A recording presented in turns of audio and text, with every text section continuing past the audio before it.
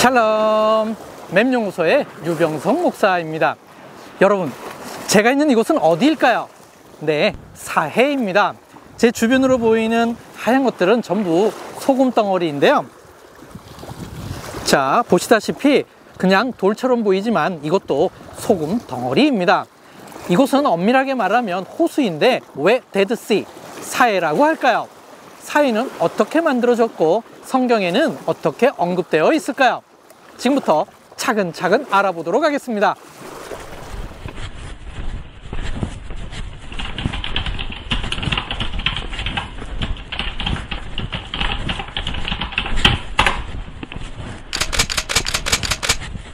사해는 남북 직선 길이로 제일 긴 곳이 무려 90km 정도이고 동서로 제일 넓은 곳은 16km 정도입니다. 실제로 보면 생각보다 아주 큽니다. 해수면 표고는 2023년 10월 31일 기준으로 마이너스 438.42m입니다. 안타깝게도 해마다 점점 낮아지고 있습니다. 수심은 약 300m입니다. 그러니 사해 바닥 표고는 약 마이너스 730m 정도 됩니다. 지금은 사해가 북쪽과 남쪽으로 완전히 나누어져 있습니다. 북쪽 사해는 남북 길이가 약 50km이고 남쪽 사해는 길이가 약 30km 정도입니다. 남쪽 사해는 작거나 큰 52개의 풀로 나누어져 있습니다. 사해에서 효과적으로 광물질을 채취하고자 나누어 놓은 것입니다. 이스라엘과 요르단의 국경이 사해 한가운데 있기에 두 나라가 공동 관리하고 있습니다. 사해는 어떻게 만들어졌을까에 대해서 두 가지 이론이 있는데요. 첫 번째는 시리안 아프리칸 리프트 밸리 이론입니다. 이 골짜기는 세계에서 가장 긴 단층 골짜기입니다. 아프리카판과 아라비아판 사이에 만들어진 단층 골짜기인데요. 지금 저는 극히 일부분인 이스라엘 부분만 모형으로 준비해 보았습니다. 아라비아판이 계속 북쪽으로 이동을 합니다. 자, 보시다시피 이동을 합니다. 그러면서 중간에 골짜기가 만들어졌는데 이것이 갈릴리고 이것이 사해다라는 이론입니다. 아주 단순한 이론이죠. 두 번째 이론은 데드씨 트랜스폼이라는 이론인데요. 한국말로 사해 변환 단층이라고 합니다. 아프리카판과 아라비아판이 대륙이 형성되는 조륙운동 때 단층이 만들어졌습니다. 그런데 이 두 판이 북쪽으로 조금씩 같은 방향으로 이동하고 있어서 이를 주향단층이라고 하는데요. 특이한 것은 오른쪽, 즉 오늘날 요르단 쪽인 이 아라비아판이 좀 더 빠르게 이동을 한다는 것입니다. GPS로 측정해 보니 연평균 4mm에서 8mm 정도 더 빠르게 북쪽으로 이동을 하고 있다고 합니다. 그런데 북쪽에는 아나톨리아판이 있습니다. 그래서 북쪽 편에서는 조금씩 서쪽으로 기우는 현상이 벌어집니다. 그러면 자연스럽게 아래쪽은 당김 현상으로 인해서 골짜기가 만들어지는데요. 이렇게 해서 만들어진 골짜기에 갈릴리, 요단 골짜기, 사해, 그리고 아라바 골짜기, 그리고 홍해가 만들어졌다고 보는 이론입니다. 이렇게 해서 형성된 긴 형태의 깊은 분지에 지중해의 물이 흘러들어와 긴 석호를 만들었는데 지질학자들은 이를 소돔 석호라고 이름 붙였습니다.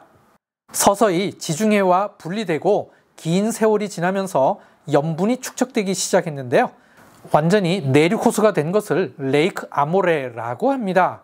이후 7만에서 1만 년 전까지를 레이크 리산이라고 부릅니다. 역사시대가 되면서 인류는 이곳을 염해라고 했고 비잔틴 시대부터 사해라고 부르게 되었습니다. 사해는 세계에서 가장 낮은 곳입니다. 이로 인하여 두 가지 특징이 있는데요. 세계에서 가장 낮은 곳이니 공기층이 가장 두껍습니다. 그래서 대기압이 높아서 공기 중 산소 함유량이 세계에서 가장 높은 곳입니다. 이곳에서는 숨쉬기 운동만 열심히 해도 피곤이 풀리는 곳입니다. 두 번째는 사해 주변에 공기 오염도 없고 두터운 공기층으로 인하여 햇볕 속에 포함되어 있는 유해한 광선인 자외선이 가장 많이 차단되는 곳입니다. 다시 말해 세계에서 가장 낮은 이 사해는 건강에 가장 좋은 공기와 건강에 가장 좋은 햇볕이 있는 곳입니다. 사해물의 염분 함유량은 일반 바다와 비교도 안 될 만큼 높습니다. 북쪽 사해는 31%이고 남쪽 사해는 34.5%입니다. 일반 바다가 3.5에서 5%인 것에 비하면 7에서 9배 정도 더 높습니다. 그런데 이 염분이 단순 소금이 아니라 다양한 미네랄이 농축된 것입니다. 사해물에 포함된 미네랄은 나트륨, 마그네슘, 브롬, 염화칼슘, 황, 칼륨 즉 포타슘, 탄산포타슘, 역청 등이 있습니다. 사해의 세 번째 특징은 다양한 미네랄을 포함하고 있는 사해물입니다. 이 사해물을 만져보면 그래서 매끈매끈합니다. 이 사해물은 의학적으로 류마티스 관절염과 피부 미용에 좋은 것으로 알려졌습니다. 이것이 전 세계 사람들이 이 사해를 찾는 이유입니다. 이곳에서는 기후치료법인 일광욕 치료와 해수욕 치료가 가능한 곳입니다. 이 사해물이 갖고 있는 높은 염분 함유량 때문에 사해에서는 누구나 다 뜰 수 있습니다. 그래서 사해는 수영을 하는 것이 아니라 물에 뜨는 것을 체험하는 곳입니다. 혹 수영을 하다 이 물이 눈에 튀거나 물을 들이킬 경우에 위험할 수 있기 때문입니다. 지금은 전쟁 중이라 그런지 사해가 아주 조용하네요. 사해가 성경에 나올까요? 네, 나옵니다. 하지만 다른 이름으로 나옵니다. 성경에 사해가 맨 처음 언급된 곳은 창세기 14장 3절인데요. 시딤 골짜기가 곧 염해라고 했습니다. 이 시딤 골짜기는 창세기 14장에만 3번 언급되었는데요. 요엘서 3장 18절에 나오는 시딤 골짜기와는 완전히 다른 곳입니다. 이를 히브리어로 보면 요엘서 3장 18절은 나칼하 쉬팀인데요. 뜻은 시딤 나무 골짜기입니다. 하지만 창세기 14장에 나오는 시딤 골짜기는 에메카 시딤인데요. 직역하면 악마들의 골짜기입니다. 성경에 시딤 골짜기에 역청구덩이가 많았다고 했습니다. 그래서 유대인 전승에서는 사해의 남쪽 부분을 이 시딤 골짜기로 보고 있습니다. 제 주변에 하얀 것은 전부 다 소금입니다. 성경에 사해를 가리키는 용어로 가장 자주 사용된 것은 염해입니다. 총 9번 나오는데요. 히브리어로 얌하 멜라흐입니다. 뜻은 소금의 바다입니다. 그러므로 염해라는 한국어 번역은 히브리어를 그대로 직역했다고 할 수 있습니다. 그 다음 자주 사용된 이름은 아라바 바다입니다. 총 4번 나옵니다. 사해를 부르는 특별한 이름이 하나 더 있는데요. 예루살렘을 기준으로 이 사해가 동쪽에 있어서 붙여진 이름입니다. 히브리어로 얌하 카드모니인데요. 한국말로 직역하면 앞에 있는 바다라는 뜻입니다. 에스겔 47장 18절에는 동쪽 바다, 요엘서 2장 20절과 스가랴 14장 8절에는 동해라고 번역되어 있습니다. 에스겔 47장과 스가랴 14장은 종말론적 본문인데요. 그래서 사해를 동해라고 할 경우에는 종말론적 의미가 있는 것으로 봅니다. 마지막으로 사해를 그냥 바다라고 표현한 구절도 있습니다. 아모스 8장 12절입니다. 이 바다에서 저 바다까지는 지중해에서 사해까지를 문학적으로 표현한 것입니다. 요세푸스는 유대전쟁사 4권 466절에서 485절에 사해에 대해 자세히 설명했습니다. 그는 사해를 아스팔티티스라고 불렀습니다. 베스파시안 장군이 사람이 실제로 뜨는지 실험한 것과 햇볕이 비추는 각도에 따라 하루에 3번 색깔이 변하는 것도 설명했습니다. 사해에 역청, 즉 아스팔트가 많이 떠 있었고 이것을 배에 담아와 사용했다고 했습니다. 역청은 배를 만들 때 방수제로 사용했고 치료용으로도 사용했습니다. 이미 기원전 4세기경부터 이집트에서는 미이라를 만들 때 사해의 역청을 사용했었습니다. 히에로니무스 즉 제롬은 염해에 생명이 살 수 없다는 의미에서 마레 모르툼 즉 죽음의 바다라고 불렀습니다. 이것이 시초가 되어 이후 데드시 즉 사해라고 부르게 된 것입니다. 사해 해수면이 낮아지자 치명적인 현상이 발생했습니다. 사해 해수면이 높을 때에는 지하수의 흐름이 멈춰 있거나 천천히 흘렀습니다. 하지만 해수면 수위가 낮아지자 이 지하수가 빨리 흐르게 되었습니다. 이로 인하여 여기저기 싱크홀이 발생했는데요. 제 뒤쪽으로 큰 싱크홀이 있습니다. 그리고 그 너머 한때 많은 사람이 이용하던 해수욕장이 이 싱크홀로 인하여 지금은 폐허가 되었습니다. 이렇게 지하수 흐름이 빨라지자 지표면 밑에 있던 소금 덩어리와 진흙 성분이 빠르게 씻겨나가 지하에 빈 공간이 생기게 되었고, 이게 점점 커지자 지표면의 무게를 견디지 못하고 싱크홀이 된 것입니다. 지하수가 비교적 많은 엥게디 근처에 특히 이런 현상이 심하게 일어나고 있습니다. 그래서 엥게디 해변도 폐쇄되었고 호프 미네랄이라 불리던 사해 해수욕장도 폐쇄되었습니다. 다이폭포 입구 앞의 90번 도로는 싱크홀 때문에 안쪽으로 우회 도로를 만들기까지 했습니다.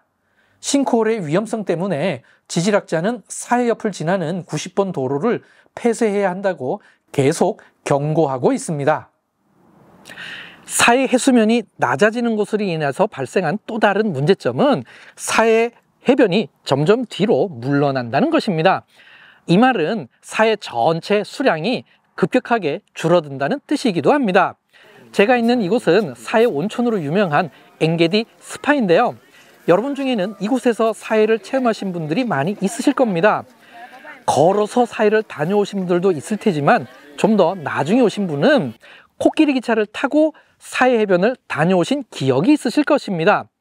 1963년에 이 엥게디 스파가 만들어질 때에는 사해 해변이 바로 앞이었습니다. 하지만 지금은 코끼리 기차로도 다녀올 수 없을 만큼 해변이 멀어졌고 또 싱크홀도 발생해서 2020년에 이곳은 폐쇄되었습니다. The Palestine Exploration Fund에서 사해 해수면 높이를 측정한 후 표시해둔 PEF 바위가 있습니다.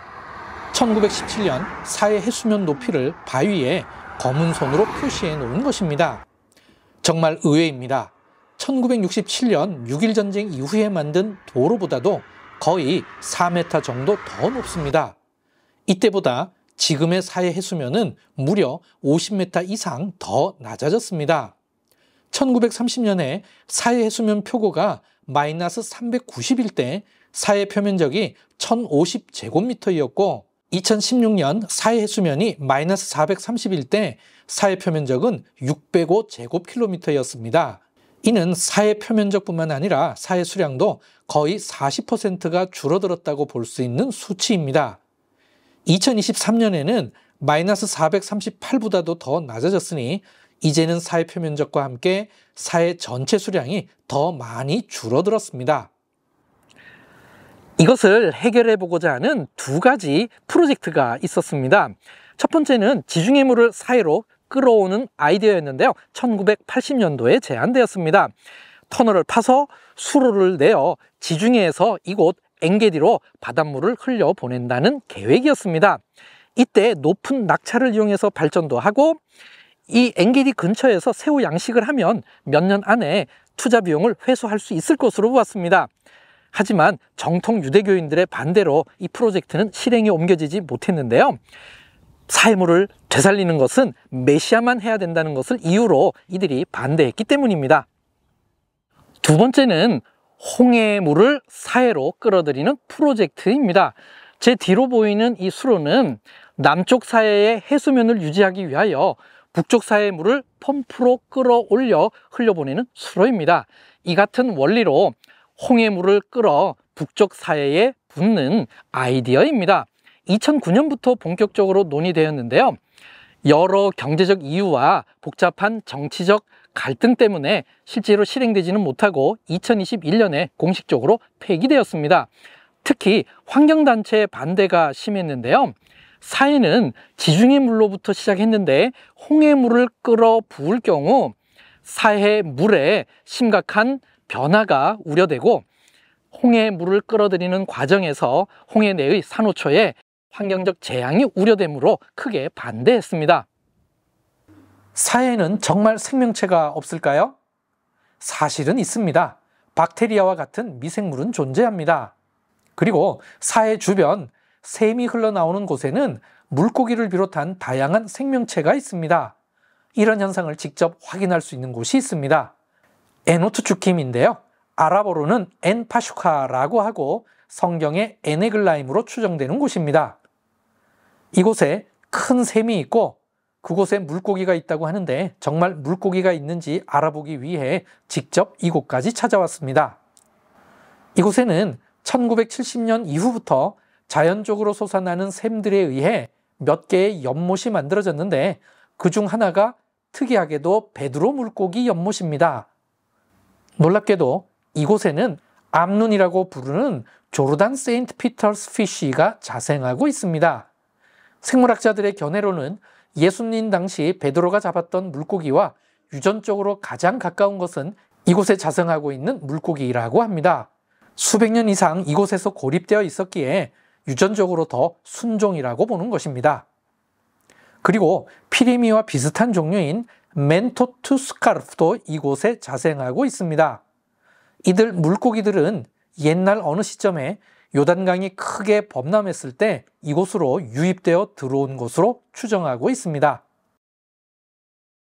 에스겔 47장 10절에 의하면 성전에서 물이 흘러나와 동쪽으로 흘러 엔게디에서 에네글라임까지 어부가 서고 그물을 치는 곳이 될 것이라고 했습니다. 1985년까지 제가 서 있는 이곳이 사해 해변이었습니다. 사해 해변이 뒤로 물러나자 에네글라임으로 추정되는 이곳 주변이 녹지가 형성되는 놀라운 일이 벌어졌습니다. 예전에는 없던 이런 연못이 만들어지고 자생하는 물고기가 더 많아지고 숲 정도가 아니라 밀림이 이루어져 다양한 동물들이 서식하게 되었습니다. 실제로 이곳에서는 물놀이도 가능하고 물론 금지되어 있지만 그물을 친다면 물고기를 잡을 수 있을 만큼 물고기가 많아졌습니다. 우리가 상상하지 못했던 사해의 모습입니다. 지금까지 사해의 긴 역사와 성경에서의 이름과 오늘날 모습에 대하여 알아보았습니다. 제가 있는 이곳은 에노츠킴에 있는 고대 향수 공장인데요. 기원전 1세기에서 기원 후 2세기까지 사용되었습니다. 여러분 놀랍지 않습니까? 이미 예수님 시대 이전부터 사해의 특성을 이용한 산업이 있었습니다. 그러면 오늘날 현대 이스라엘은 이 사해를 어떻게 이용하고 있을까요? 다음 영상에서 알아보도록 하겠습니다. 맵용서의 영상은 앞으로도 계속됩니다. 그럼 레이트라운.